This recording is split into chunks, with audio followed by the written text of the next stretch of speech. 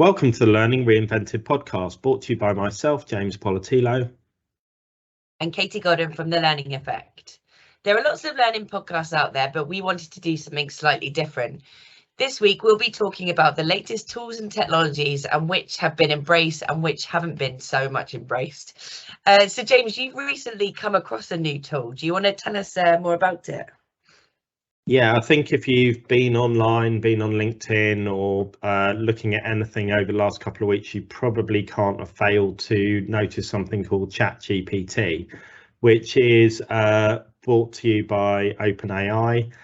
It's a really interesting tool, but it's also pretty divisive. So people have lots of different views about it. So if you haven't seen the tool before, I'd summarize it by saying it's almost a bit like Google on speed. Now, that's probably not very helpful, but you can go in and ask ChatGPT a question, and it can be quite a nuanced question. So, for example, we were just having a look at this morning and thinking about some of the applications for learning. So I put in a query that just said, suggest a half-day face-to-face training session plan on data protection for those working in the finance industry in the UK, include a 15-minute break and ensure there's lots of interaction, case studies and scenarios. And what that does is effectively it's got a huge amount of data set in the background, and it has suggested a structure for that session for me in under 30 seconds. And that's quite a detailed structure that it's put together as well. So in essence, what it's doing is using that data bank to then answer your question in a humanistic type way. Now, it's very, very powerful tool. If you consider that to, if you type the same thing into Google, you will get a set of links or documents that you might have to go through. You might find a small summary answer pulled out of one of them, but it's taking that to that next level. So I think it is immensely powerful, but clearly there's been lots and lots of debate, and I think the debate's really healthy because what it's doing is raising some of the key issues about artificial intelligence and things going forward. So what I've seen is people talking about the fact that it might produce prejudiced answers, or because again the data set it's working off might be full of data that presents things in a particular way. It may, of course, be inaccurate. So, this is not like walking up the mountain to the Oracle and asking it the question and knowing it's going to be 100% right. But for a tool that has been launched for us to test and see what's working and to feedback and to get user interaction and see how it might be used, I think it's a really important step in how we're moving forward in learning. Yeah, like I've kind of missed all the news about that because I've been out of the business for about 2 weeks with COVID and then taking a week off, so I didn't really know anything about it, but you just showing me that and how powerful it was, and like you said, how detailed it was was immense. Because yeah, comparing that to Google, you'd probably get in Google about 1,000,001 different searches, and you're going to get lots of searches related to each element of it, but not that kind of combined approach.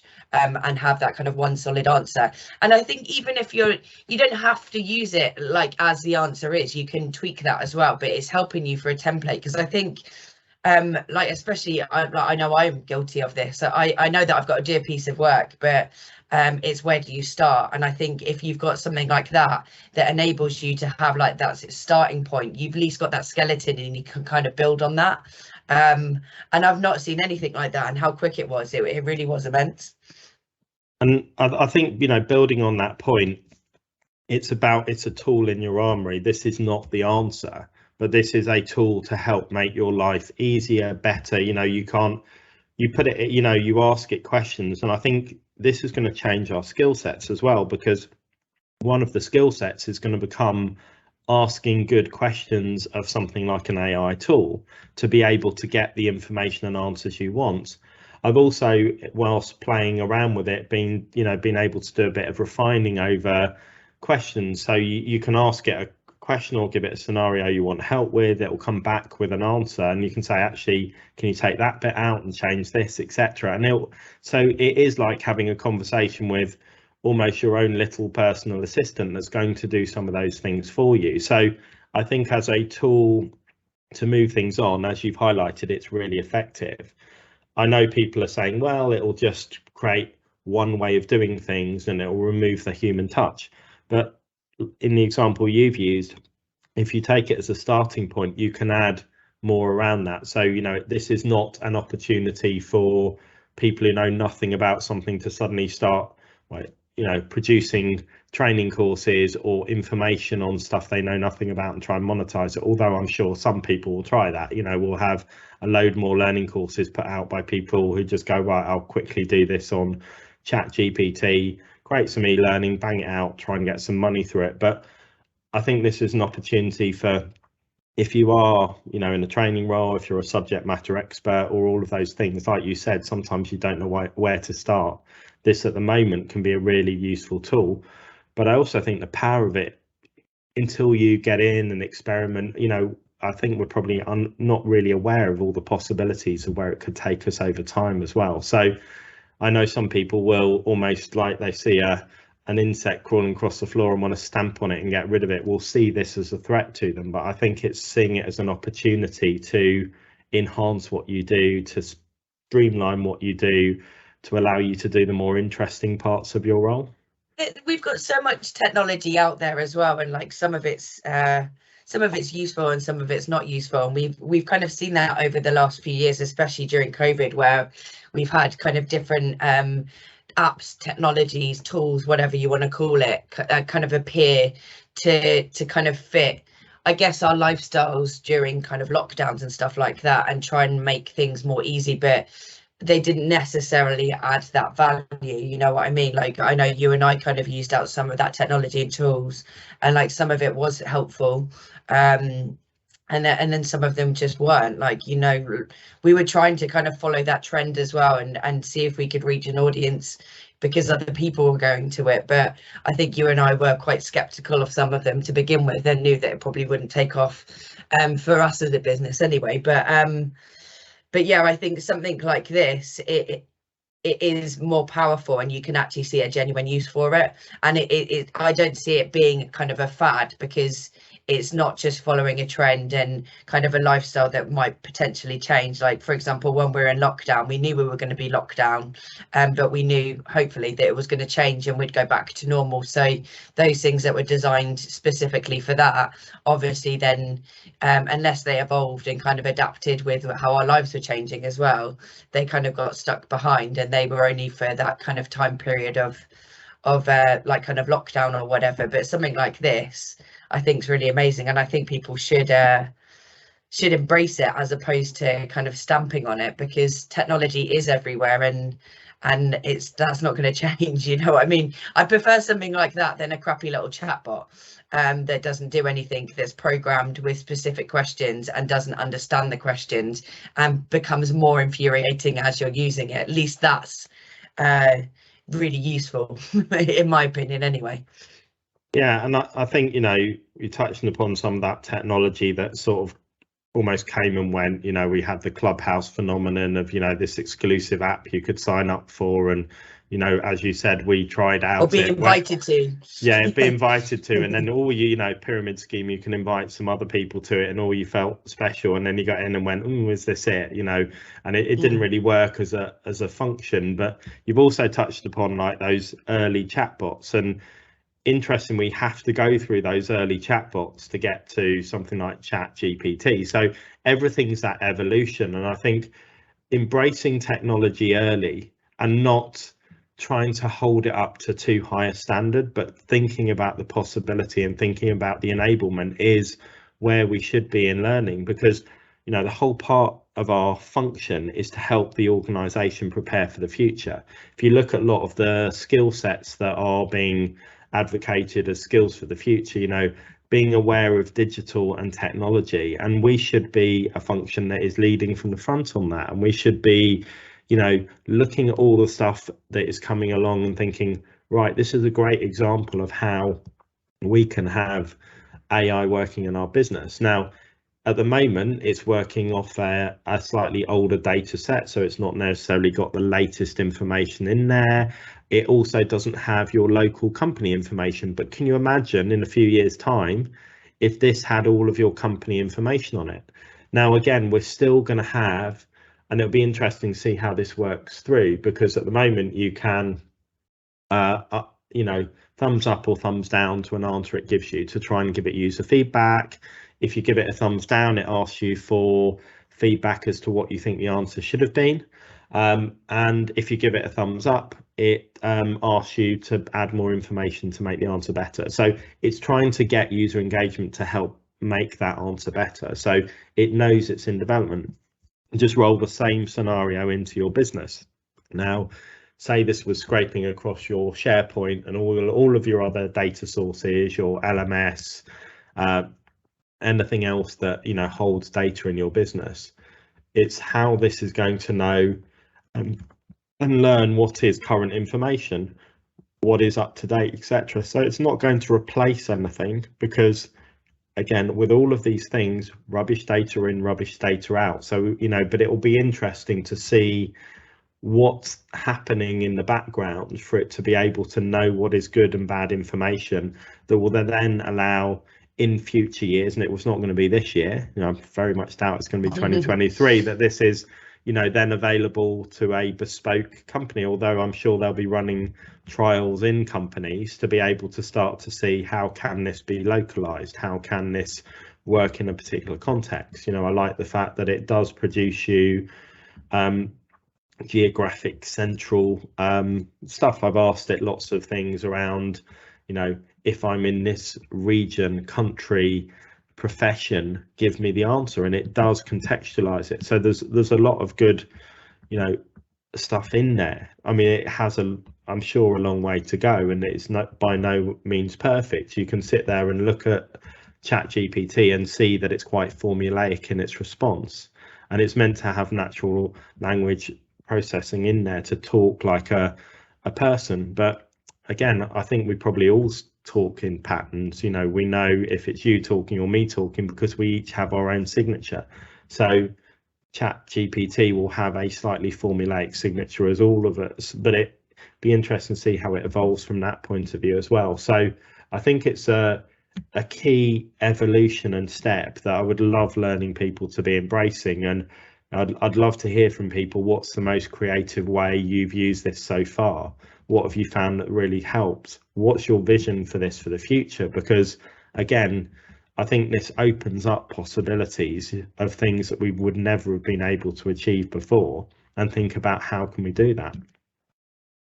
Yeah, and I think it's something to highlight as well. I think you've already said it anyway, it's not replacing anything. I think it's adding to it and enhancing kind of your toolkit that you've already got there. You're still going to potentially have authoring tools and stuff like that that are going to help produce the information that helps you provide you with, you know what I mean? But it's just an added tool there, so you're not having to do everything from scratch. And I think the learning industry seems to be quite shy and slow on the uptake of new technology. I think we're still quite a way behind, and it seems like people are quite afraid to kind of use different stuff to kind of produce that information. They think that everything needs to be produced from scratch, like you can't get any help, or you've got to go and find the specific experts, and they're all the good ways that you can do stuff. But I think using this is going to help enhance that even further, and using other tools that are out there as well to help do that as well. It doesn't have to be done in one specific way. You don't have to necessarily use an authoring tool. You could use Canva, so there's lots of different examples out there of how learning can be created. It's about using different things that are perhaps not as traditional as what we would have necessarily used in the past, because we've got the technology now that is available to us that we didn't have there beforehand.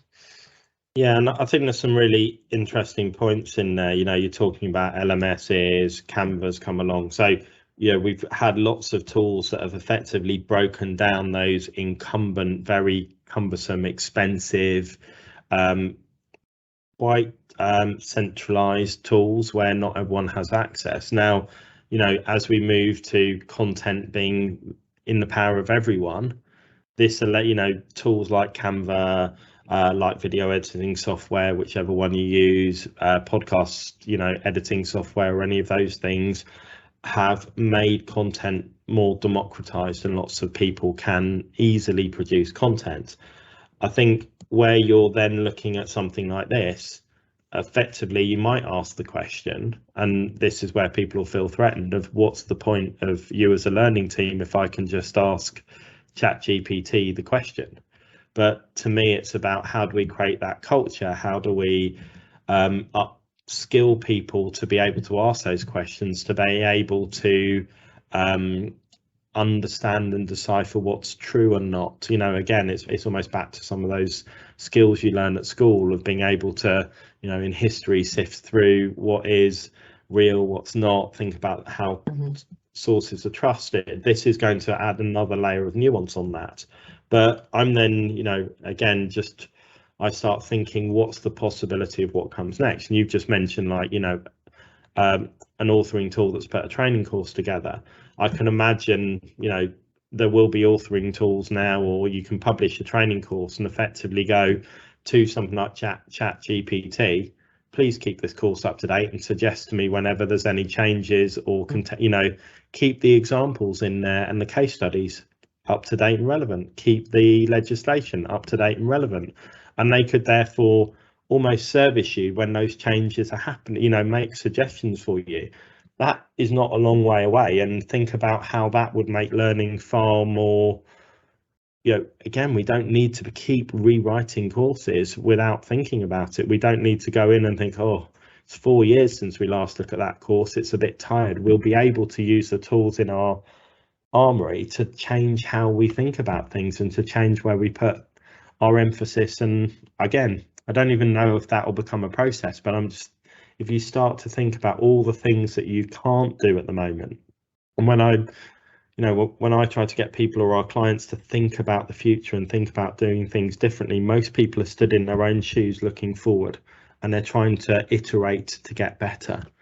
You know, this is one of those times where you can actually step out and go, if I was to wipe out everything we're doing at the moment and start again, how might this influence what I do? And I think asking some of those really powerful questions can help you to think about, actually, we can do this in a different way. We might not even need this tool. It just helps you to step outside of your current comfort zone or your current busyness zone and think about what has changed, what can we do differently, and are we just making a faster train when we could be doing something that's not a train, because there's different ways of doing stuff. Yeah, and I think it's not relying solely on one kind of new tool or one up and coming thing, you know what I mean? I think people often try and go to that. It's like, I'm only going to use this and that's going to be the be all and end all and that's going to fix all my problems. It's understanding that these are going to work in conjunction with each other, right? Like, you can't just have one thing that's solely doing everything. This is going to be really useful and I think really powerful, something like this, for like learning in the flow of work, like that bit of like, actually I'm doing this project and I've come to this particular part of the project and I'm completely stuck.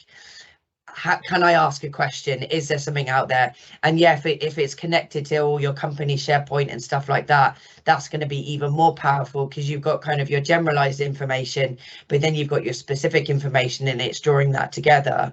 And it's allowing you to kind of, again, go back to that start point, but it doesn't take out the fact that you'll still need to do learning, you know what I mean? Like, in other bits, you're still going to need to do those compulsory bits that are mandatory, you know? So like, it's, you're not taking people's jobs out, it's just changing that, and it's adapting that. But it's, like you said, allowing people to have different skill sets. So like, the training function should be helping people to keep their information up to date, and like how you name things, and, you know, like, to then make that AI even more powerful, so you could bring to the forefront like the right information, etc., you know? So I think yeah, it is, you're not replacing anything with it, you are using it in conjunction, and it's, people have to adapt as well, not just the technology, and it's understanding, like you said, if you put something in, if you've got crap infrastructure behind it, crap data behind it, it's never going to work, you know, because you're just going to keep finding and searching for the same stuff, you know? You need to kind of change that as well. And I guess that will probably scare some people, because that's a big job in itself to do that as well. But I think we have to start thinking about that, because we can't keep living in the past like we do. I think there's lots of systems out there that you can see, like dealing with the NHS, like just their information and sharing information, that's painful in itself. Like if you go between a doctor's GP or a hospital or whatever, and they seem to have lost information, yet it's the same company. But you know, if you change that and made that more efficient, what else is going to have that knock-on effect? You know what I mean? I think it's this sort of technology and the powerfulness behind it, I think, is going to potentially help a lot of industries. Yeah, absolutely. So, you know, I think there's a lot of power in the technology. There's also, you know, the ethical, the how people use it, again, as we've talked about, the understanding how to get the best out of it. And there is also the threat to traditional ways of doing things, because if I was going to sit an exam now or be a written assignment in an education environment, why wouldn't I ask ChatGPT to structure the answer for me and reword it? You know, I have learned through that process. I am producing the right answers. So it maybe then sends a challenge back to traditional ways of delivering education or measuring attainment or competence or knowledge, and think about how should we do that in a different way. And what it can do as well is allow some of those things that take you a lot of time or a lot of effort or energy or cost, and create you space to step into something that you should be doing or you would be doing if you could get past those things. So it's a door opener as well to be able to step into different parts of the organization. So taking the challenge around service in businesses, how do you move that? What's happening are all of the structures and processes that are causing data to be lost in the example you gave or whatever it happens to be, and how do we get people focused on that rather than maybe the things they are focused on, because that's taking us a lot of time to solve. So I think it's a massive enabler. As you said, it is not the only tool. You know, this is part of your toolkit that you should be using, that you should be aware of, and there are lots of other technologies and tools out there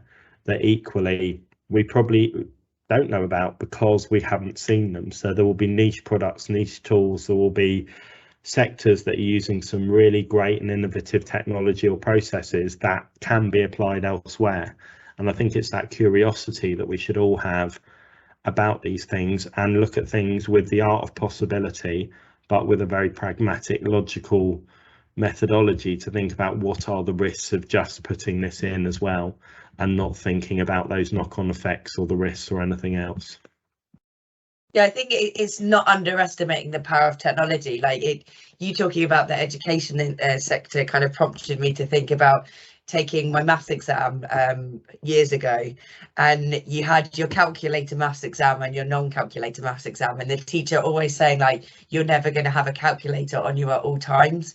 But the irony of that, because now we walk around with this little thing that's got everything on it, you know, including a calculator, so I can Google the answer. Yeah, I don't even need to put it into the calculator. But again, that was underestimating that technology. And kind of we were at that time, that was what, 2006, that sort of time. So you did have phones and stuff with calculators, but obviously it wasn't iPhones and things like that, so, or smartphones. But yes, it's not underestimating it, and things will change. And you will be carrying around a calculator in your pocket. Yeah, and you will be doing so many more things than any of us can possibly envisage in the future. And it's that open-mindedness, and again, not limiting yourself or thinking that I am safe in my job. And I don't mean that in the wrong way, but being complacent about we're untouchable. So we've seen knowledge industries become more easy to replace, and this, you know, this is an obvious step on that journey. So what are the things that you should be doing? What are your interests? What can you be doing to keep yourself relevant as an individual, but also what are the skills your business needs to succeed and stay ahead? And what are the tools and technologies that we have at the moment we're not using? What are the ones that are in beta test or on the horizon that we should be aware of? And what are the ones that, you know, we've sat and thought in a science fiction-esque way, wouldn't it be great if we could do that? Because they are probably closer than we would have thought in the past. So I think it's a great opportunity springing into 2023 to think about what tech you're using, what maybe needs a bit of a bin or a recycle over this year, what things could you be embracing, is all your tech working for you? So and what can you do to be on top of new trends coming into the industry, and how can you make sure you miss the fads like Clubhouse and hook onto the ones that are really relevant? Yeah, definitely. I'd like to hear people's thoughts and opinions on that, and kind of look at new tools and technology that we can embrace as well. So that'd be really interesting. Thank you for listening to this episode of the Learning Reinvented podcast. We hope you enjoyed it. If you've not already done so, please follow our podcast. And if the learning effect can help you and your organisation, please do get in touch. You can find both James and Katie on LinkedIn, and our contact details are in the show notes below.